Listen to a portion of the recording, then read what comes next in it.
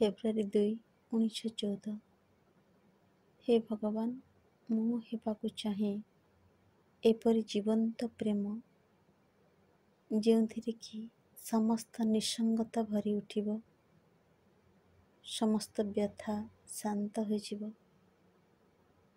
ହେ ପ୍ରଭୁ, ଆକୁଳ କଣ୍ଠରେ ତୋତେ ମୁଁ ଡାକୁଛି, ମୋତେ ଏପରି ଏକ ଜ୍ୱଳନ୍ତ ଅଗ୍ନିକୁଣ୍ଡରେ ପରିଣତ କର, ଯେଉଁଥିରେ ସମସ୍ତ ବେଦନା ପୋଡ଼ି ଭସ୍ମ ହୋଇଯିବ ଏବଂ ତାହା ଯେପରି ରୂପାନ୍ତରିତ ହୋଇ ଉଠିବ ସକଳ ହୃଦୟ ପରିପ୍ଲାବୀ ଉଲ୍ଲାସମୟ ଜ୍ୟୋତିର ଧାରାରେ।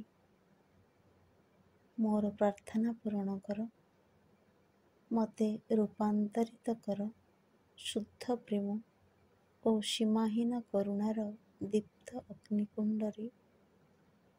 ମା।